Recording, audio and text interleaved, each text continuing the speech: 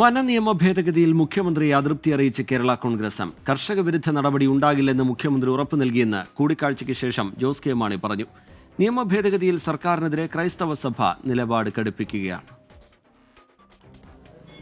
വനനിയമ ഭേദഗതിക്കെതിരെ ക്രൈസ്തവ സഭകൾ പ്രതിഷേധം ശക്തമാക്കുന്നതിനിടെയാണ് മുഖ്യമന്ത്രിയുമായി കേരള കോൺഗ്രസ് നേതാക്കൾ കൂടിക്കാഴ്ച നടത്തിയത്. ആശങ്കകൾ ഗൗരവമായി പരിശോധിക്കുമെന്ന ഉറപ്പു ലഭിച്ചെന്ന് കൂടിക്കാഴ്ചയ്ക്ക് ശേഷം ജോസ് കെ മാണി.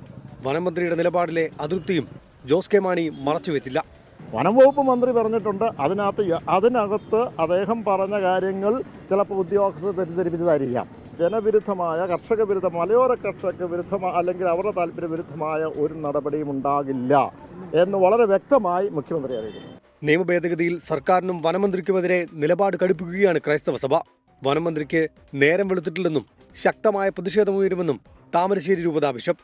വനനിയമത്തെ സംബന്ധിച്ച് മന്ത്രിയുടെ പ്രഖ്യാപനം ഇതുവരെ അദ്ദേഹത്തിന് നേരം വെളുത്തിട്ടില്ല എന്ന് തോന്നുന്നു. ഉദ്യോഗസ്ഥർക്ക് കർഷകരെ അറസ്റ്റ് ചെയ്യാം, എവിടെ അറസ്റ്റ് ചെയ്യാം, എവിടെ വേണമെങ്കിലും അറസ്റ്റ് ചെയ്യാം. അടിയന്തര അവസ്ഥ കാലത്താണ് ഇതുപോലുള്ള നിയമങ്ങളുള്ളത്. എന്നാൽ ഇപ്പോഴത്തേത് അനാവശ്യ ചർച്ചകളെന്ന നിലപാടാണ് വനമന്ത്രി AK ശശീന്ദ്രനേത്. കഴമ്പുള്ള വിഷയമെങ്കിൽ ചർച്ചയ്ക്ക് തയ്യാർ.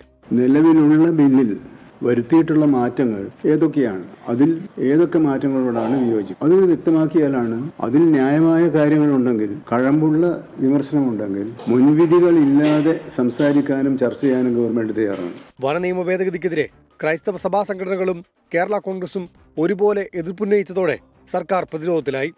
24 തിരുവനന്തപുരം.